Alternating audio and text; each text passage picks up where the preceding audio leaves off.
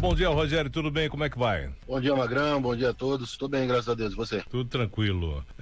Pegar no seu pé aqui. O que significa curva de Laffer? Curva de Laffer. Bom, eu vou ter que voltar na aula de economia agora. Exato. Curva de Laffer, na verdade, é o quanto a arrecadação do governo diminui em relação ao quanto ele cobra de imposto. Se o governo passar de um limite específico de imposto, a arrecadação do governo, ao invés de aumentar, começa a diminuir. Por quê?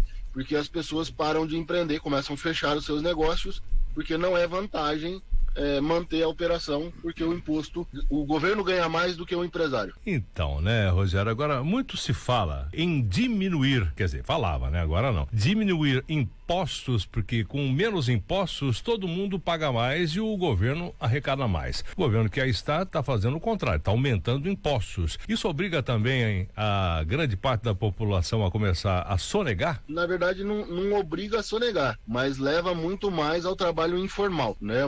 Se você olhar, por exemplo, os dados do CAGED, você vai ver que o CAGED mostra que a atividade de pessoas não registradas, de carteira não registrada, tem aumentado muito mais. Trabalho informal e um pouco mais a MEI também tem aumentado. Por quê? Porque o imposto da MEI é fixo, né? Não é em cima de faturamento. E isso acaba diminuindo a arrecadação do governo. Se você olhar para o governo, por exemplo, os dados últimos do governo federal, nesse ano a gente teve uma arrecadação em queda no terceiro trimestre, porque exatamente está acontecendo isso. As pessoas estão saindo do mercado formal, indo para o mercado informal, ou muitas vezes deixando de ter funcionários registrados e fazendo todo mundo virar MEI, inclusive ele vira MEI também para poder emprestar serviço para terceiros, e isso tem diminuído a arrecadação por parte do governo. Parece que o governo federal brasileiro descobriu como é a curva de Laffer na prática. É verdade, por isso que eu trouxe a pergunta também, viu? Ontem faltou aqui um assunto, gostaria que você abordasse pra gente esclarecer, né? Quem tem dinheiro para investir. O CDB, Certificado de Débito Bancário, é isso?